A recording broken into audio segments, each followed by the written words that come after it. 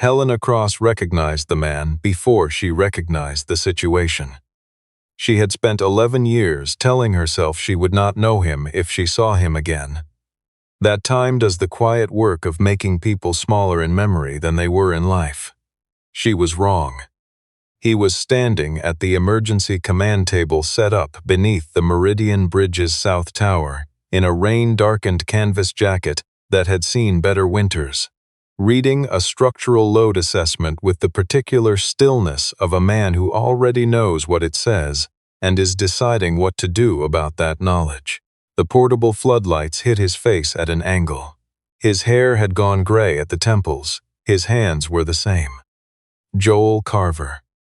11 years, and the Meridian Bridge was failing in exactly the way he had said it would. The storm had reached the Georgia coast that afternoon and moved inland faster than the models predicted. The kind of storm that arrives with bureaucratic indifference to the schedules of everyone who had been told it wouldn't be this bad, this fast. By 7 in the evening, the Meridian had shed a section of its secondary expansion joint along the northbound span, and wind shear readings at the tower sensors were trending toward the structural load threshold in a way that no one at the Georgia DOT had language for, because that threshold had never been approached before. Traffic had been halted in both directions. One school bus, a field trip returning from the Natural History Museum, 23 children and 2 adults, sat stopped on the upper deck, 200 yards short of the North Tower, because the driver had pulled over when the road surface shuddered beneath her tires and had not moved since. Helena had not planned to be in Atlanta that weekend. She was there because she had been in Nashville the day before, and because her assistant Claudia Reeves had rerouted her flight through Hartsfield-Jackson, and because Helena had chosen to drive past the Meridian on the way to the airport out of the particular compulsion of people who have built something and cannot stop looking at it. She had seen the emergency lights before she understood what they meant. She had stopped because the Meridian was her company's bridge. Contractually, professionally, in every way that mattered legally. And because 19 years in infrastructure had taught her that you do not stand at a distance when your name is on a structure in trouble. She had not expected to find Joel Carver at the command table. The emergency coordinator, a DOT district manager named Roy Alcott, who had the expression of a man running very fast on a road he did not know well, turned when she showed her credentials. "You're Cross?" she said she was. He said, "Then that man over there just saved your bridge's sensor grid. We lost the tower relay at 6:40.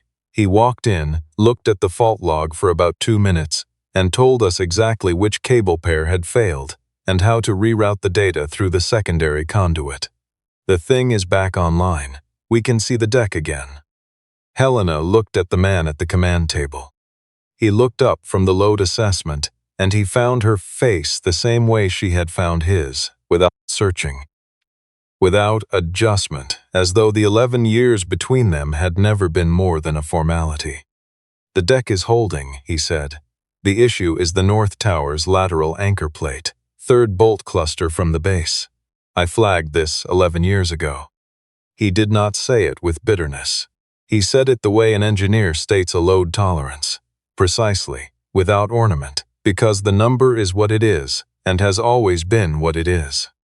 Helena understood, in the space of a breath, that she had no answer for this. None of the language she had spent 11 years assembling for this hypothetical moment was adequate to it. The Meridian Bridge had been the largest project in cross-Meridian infrastructure's history. A 4-lane toll crossing over the Chattahoochee, commissioned by the State Transportation Authority, with a design-build contract valued at $380 million and a completion deadline tied to a federal grant cycle that did not forgive delay. The Meridian was supposed to make Helena Cross the name in Georgia infrastructure. It had, in a way, just not cleanly. Joel Carver had joined Cross Meridian 8 years before the Meridian project, hired out of Georgia Tech on the recommendation of a professor, who described him in the hiring memo as the kind of engineer who finds things other engineers don't know to look for. The professor was right. Joel found the Meridian's problem 14 months before the bridge opened, during a routine review of the tower anchor stress distributions in the design model. He was 39 years old at the time. His wife, Lucy, had died of an aggressive lymphoma the previous spring, after 11 months of treatment that had hollowed out the family's savings and left their daughter, Piper, with the bewildered resilience of a 9-year-old who had been required to grow up before she fully understood what growing up meant. Joel had returned to work 6 weeks after the funeral because there was a mortgage and because Piper needed to eat and because the alternative, sitting inside the silence of the house, was worse. He was not looking for trouble when he found the problem. He was doing his job. The issue was in the anchor plate specification for the North Tower's lateral support system.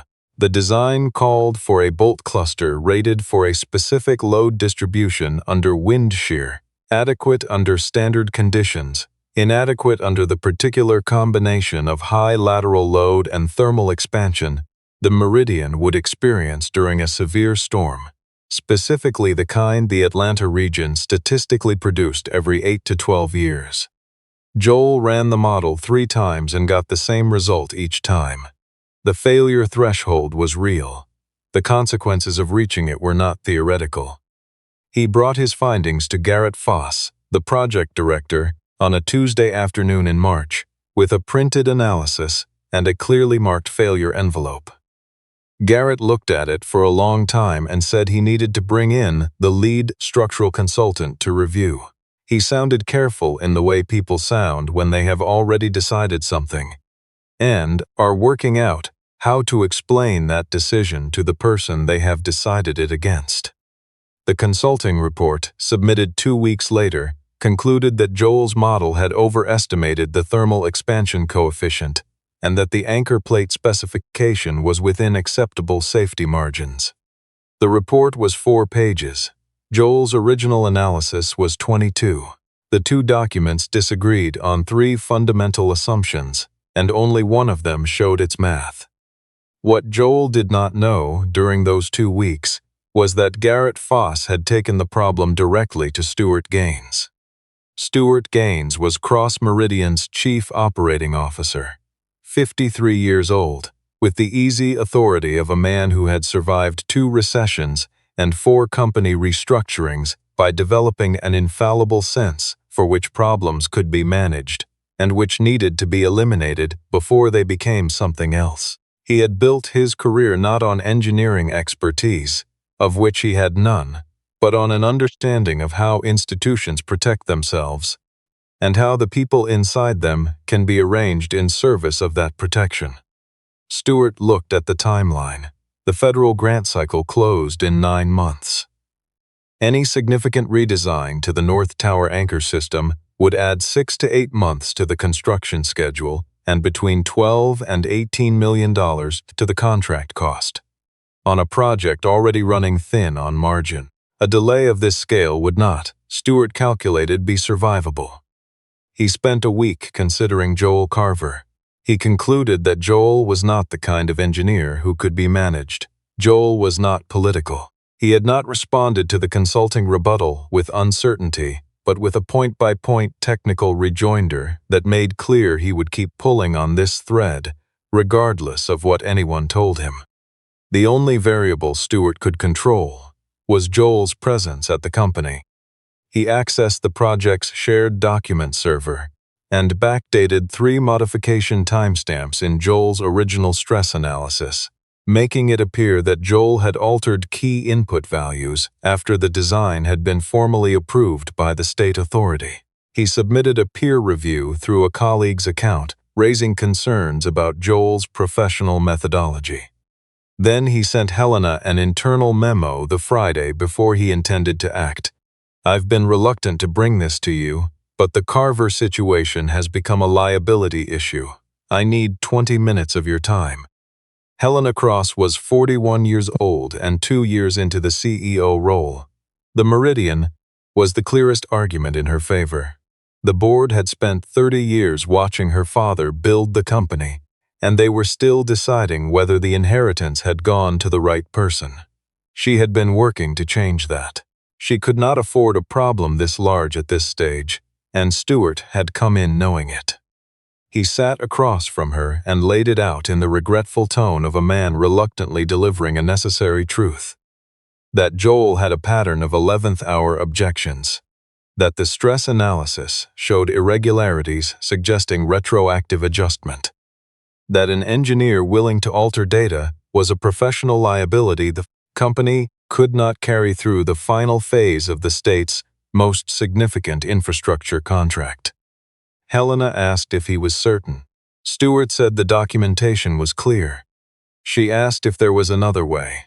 Stewart said the pattern of behavior, if it continued, would become a much larger problem at a much worse time. Helena was afraid of three things in that meeting: the board, the timeline, and the small but non-zero possibility that Stewart was right. She did not want Joel to be the man Stewart was describing, but Stewart had handed her a story she could defend, and Joel had not handed her anything she could easily survive. She signed the termination order the following Wednesday. Joel's professional engineering license was placed under review by the state board, pending an investigation with no stated timeline. She did not call him. She told herself she would when things settled. She told herself these things with the efficiency of a person who has already decided and needs the deciding to feel invisible.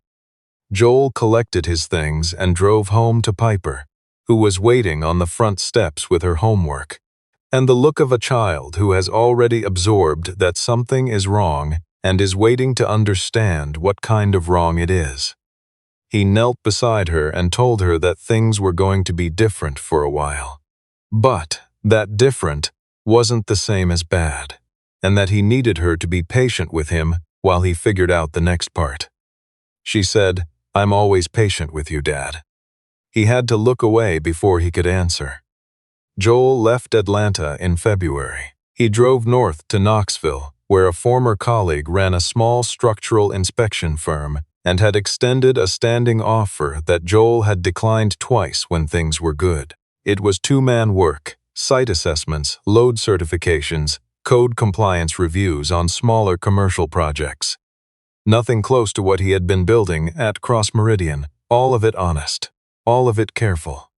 He fought the license suspension through the state board's administrative process for 14 months. He won a partial restoration. His license, reinstated with a notation, a qualifier that followed his name in the professional registry, like a footnote no potential client could ignore.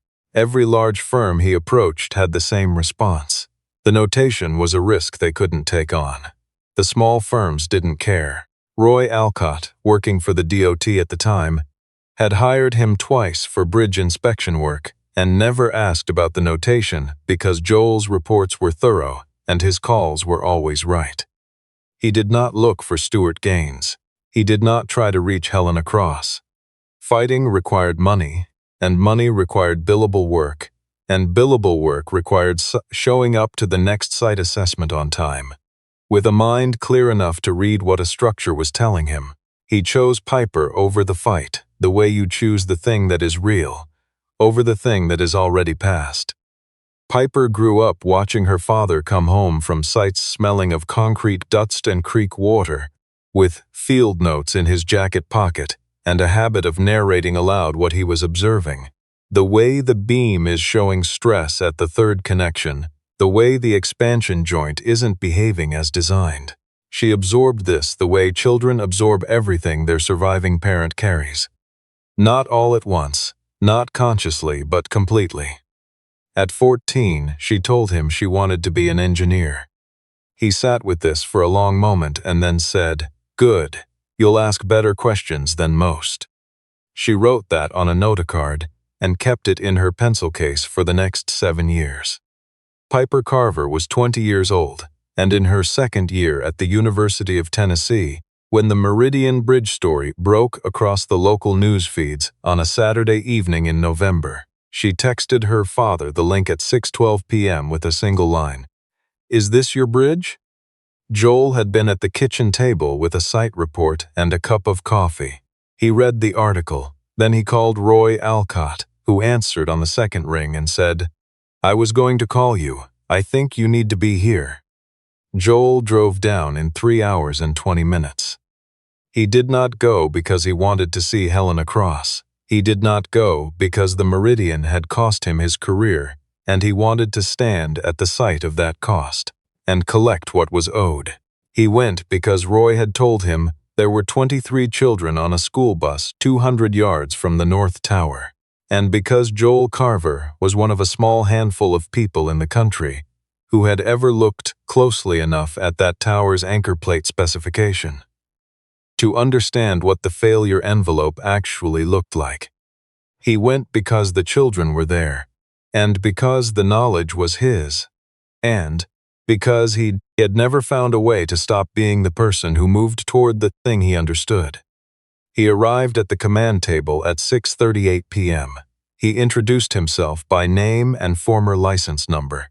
The coordinator looked at him for a moment, then at the failing sensor grid, and made the decision that people make when the situation has outpaced their protocols. He showed Joel the fault log. Joel looked at it for 2 minutes, identified the failed cable pair, described the reroute pathway through the secondary conduit, and restored the deck sensor array. Then he stepped back and reached for his coffee. 11 minutes later, Helena Cross walked to the command table and stopped. They stood in the noise of the emergency operation, while radio traffic from the bus driver kept the table alive with a different kind of urgency. Joel told Roy Alcott what the lateral anchor plate was doing and what needed to happen to get the bus off the deck safely. He described the load distribution in terms a structural engineer would use, which Roy translated for the response team in terms they could act on. The bus moved. 23 children and 2 adults walked off the upper deck at 8:04 p.m. The bridge held. Joel watched the children cross the line of cones to where the emergency workers and parents were waiting. He did not look satisfied or vindicated. He looked like a man who had done a job and was glad the job was done. Piper arrived at the perimeter at 8:11 p.m., found her father at the command table, and stood beside him with her arms crossed against the cold, reading the sensor data over his shoulder in the way of someone who had been absorbing this particular language her entire life. Helena Cross approached them both. She looked at Piper, at the engineering student's ID clipped to her jacket, at the field notes already filling a pocket notebook, and then she looked at Joel. And she said the only thing that was true. "I've owed you this conversation for 11 years. Joel said, "You've owed yourself this conversation for 11 years. I stopped waiting for mine a long time ago." Helena had Claudia pull the complete Meridian project archive that night. She told Claudia not to involve Stuart Gaines. She said it once, and the fact that she only said it once told Claudia things she had been suspecting for some time. Claudia had worked for Helena for 6 years and had developed the careful habit of knowing more than she mentioned. 18 months earlier, she had noticed that the modification timestamps on the original anchor plate specification led not to Joel's workstation but to a server partition in Stuart's department. She had flagged it internally and watched the flag disappear. She had kept a copy of the metadata record on a personal drive. The way people keep things when they're not ready to know what the thing means, but are not willing to let it go. She gave Helena the copy that night. They went through it together until 2 in the morning. The modified timestamps, the server access records. The peer review submitted from a terminal registered to Stuart's assistant. The consulting report that contradicted Joel's model on 3 technical assumptions without once showing its own math. And a financial record Claudia had found 3 weeks earlier, a consulting fee paid to a structural analysis firm with a principal connected to someone in Stuart's personal network for a report dated 2 weeks before the report was ostensibly commissioned. Helena sat with this for a long time. When she finally spoke, she said only, "Why didn't you show me this sooner?" Claudia said, "You weren't ready." Helena understood this was accurate, and that it described a specific failure of leadership, the kind that teaches the people around you to protect you from the truth, until you have built enough internal permission to receive it. She added this to the list of things she had gotten wrong. Stuart Gaines learned about the review through a board member's assistant on a Sunday afternoon. He moved immediately to the narrative, because he had survived 22 years in institutional life by understanding that in the first 48 hours, the story is more manageable than the facts. He prepared a packet characterizing Joel Carver as a disgruntled former employee who had resurfaced at a moment of maximum vulnerability. Someone whose emotional investment in the bridge question made him technically unreliable, whose appearance at the Meridian emergency had been, Stewart used the word twice, opportunistic, an attempt to leverage a crisis for personal rehabilitation. He argued that any formal review would expose Cross-Meridian to retroactive liability on the Meridian contract and create a public narrative that competing firms would exploit. He said all of this in the tone of reluctant professional obligation that was his most refined instrument. One board member called Helena. She listened without interruption, said she would take the perspective into account, and then called Francis Alt, a board member who had been with Cross-Meridian for 15 years, who remembered the Meridian contract negotiations in granular detail, who had once said privately that she had never fully understood how a firm with Cross-Meridian's safety record had closed a gap that size in the bolt specification review without flagging it.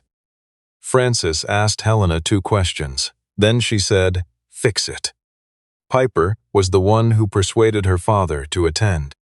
Joel had declined Helena's initial invitation on the grounds that a formal board presentation, surrounded by the infrastructure industry and its institutional memory of his flagged license, was likely to produce a quality of spectacle he had no interest in.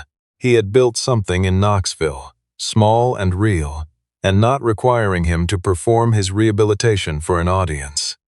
Piper sat across from him at the kitchen table on a Sunday night and said, "You always told me that the record matters, not for you, for the next person who finds something and wonders if it's worth the cost of saying so."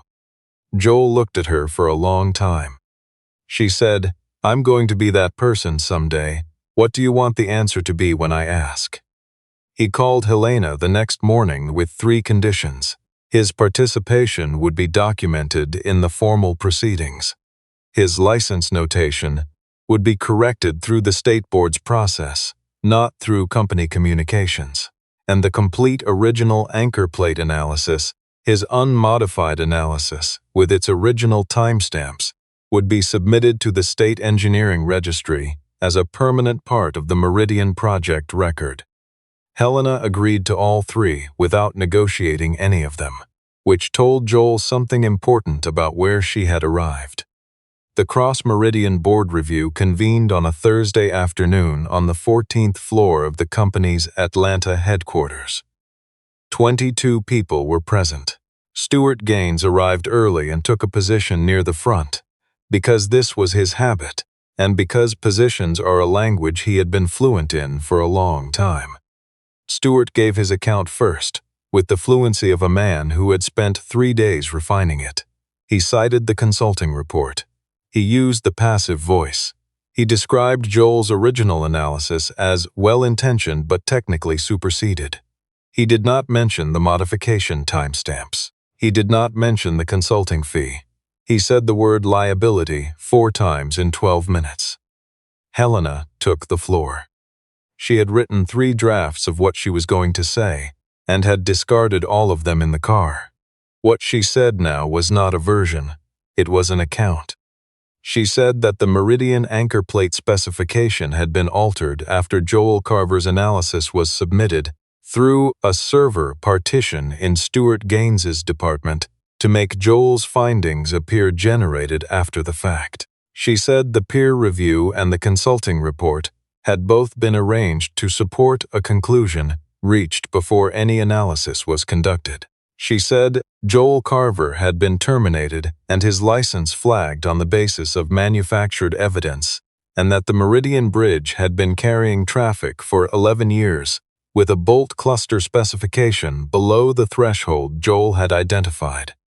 Last Saturday night, she said, a school bus full of children was 200 yards from the North Tower in 60-mile-an-hour crosswind conditions. The man who understood what that meant and who drove 3 hours in the dark because of what it meant was the same man I terminated from this company without looking at the evidence I had been handed.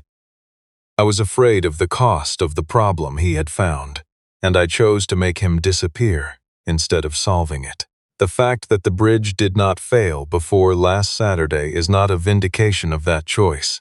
It is a consequence of the specific margin of error that Joel's model identified, and nothing more. The room went quiet in the way. Rooms go quiet when the statement from the front is not the one anyone was prepared for.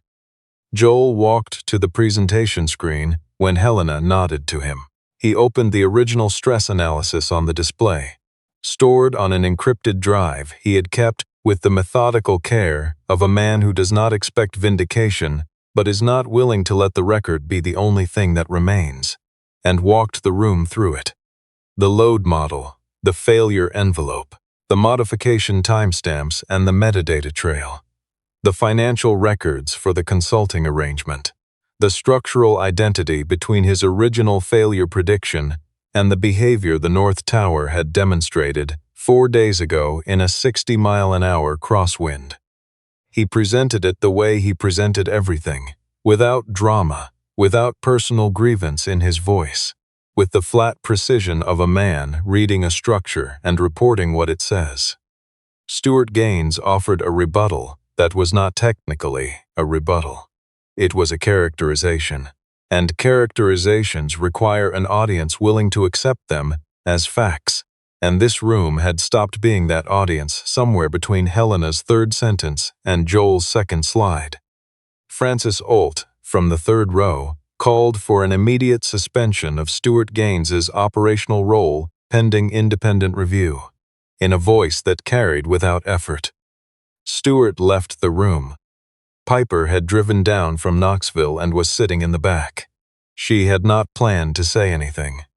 She stood because something in her, trained by 20 years of watching her father carry a silence he had chosen for her sake, had reached the end of what silence could hold. My father never talked about any of this at home, she said. Not once. He got me to school every morning. He came to my competitions. He showed me how to read a site report and how to recognize when a structure is telling you something it isn't supposed to be. He built something honest. He didn't need to tear anyone down to do it. I'm not standing here asking you to give him anything. I just want it on the record what kind of man he has been while this company was deciding he didn't exist. Helena Cross was not composed through the end of Piper's statement. She did not cover it. She had learned in the previous 72 hours that covering things was a more expensive habit than it appeared. Joel placed his hand on Piper's shoulder with the steadiness of a man who knows how to hold things without gripping them. He said nothing, because there was nothing he could have added that her words hadn't already made true. The formal resolution took 12 weeks. The State Engineering Board corrected Joel's license record, fully, without notation. Stuart Gaines's consulting arrangements were terminated. An independent auditor confirmed the metadata findings and issued a determination of deliberate documentation fraud. The Meridian anchor plate cluster was retrofitted in a 6-week repair project that the DOT insisted on completing before the spring thaw, and Joel was contracted to oversee the inspection protocol. Helena offered him the directorship of structural integrity, a position created specifically for the role, reporting directly to her. She offered it on a Friday morning in her office, the city behind her and Claudia diplomatically absent. Joel said he had a firm in Knoxville, with 2 employees and 14 active client relationships, and a professional reputation he had built slowly and honestly, and that he had no interest in trading one institutional structure for another, even one with better intentions. He would accept 3 things: a formal partnership agreement for independent peer review on all cross-meridian projects above a specified load threshold, a permanent correction to the Meridian project record in the State Engineering Registry, with his original analysis filed as the baseline document, and a professional ethics fund, established in Cross-Meridian's name, supporting engineers who faced retaliation for safety disclosures, administered by an independent board that included no one currently employed by the company. Helena agreed to all 3. She spent the following 2 years making them real in the specific, granular way that things become real inside institutions. Through policy language, through budget line items, through the slow difficulty of changing the culture of a place that had learned to protect itself by managing the people who saw things it didn't want seen. It was slow work. She thought it would outlast her tenure. She thought that was the right shape for it. Something that lived in the structure, not in her name. Joel was at the Meridian site 3 months later, on the afternoon the retrofit inspection was completed. The bridge was open. The anchor plates on the North Tower were new. The load sensors were calibrated to the specification he had recommended 11 years before. Piper was beside him with her field notebook, writing observations in the shorthand she had developed from watching him work for as long as she could remember. She was going to be good at this. She was already good at this. Helena came to the site that afternoon and stood a few feet from them, not quite in the conversation and not quite outside it. She had asked if she could be there for the final inspection, and Joel had said yes in the plain way he said things when he meant them. She looked at the North Tower for a long time. Then she said, "I drove past this bridge every week for 11 years. I told myself it was because I was proud of it." Joel said maybe some of it was. She looked at him. He was watching the deck sensors cycle through calibration, the numbers ticking across the display in green, all within tolerance. "The work outlasts the people who get it wrong," he said. "That's also true." Piper looked up from her notebook. She looked at Helena with the steady, clear gaze of a young woman who has decided to begin from here. From this point, without pretending the distance behind them was shorter than it was, and Helena looked back, and neither of them looked away. The calibration sequence completed, all sensors green. The Meridian held its load and its silence in the November light, as it would hold the next storm and the one after that, in the way that things hold when they have finally been built right. Joel closed the inspection log, clipped his pen to the cover, and walked back to the truck. Piper followed, still writing. The bridge carried the afternoon traffic above them, ordinary and unhurried, the way safe things move when they don't know they're being watched.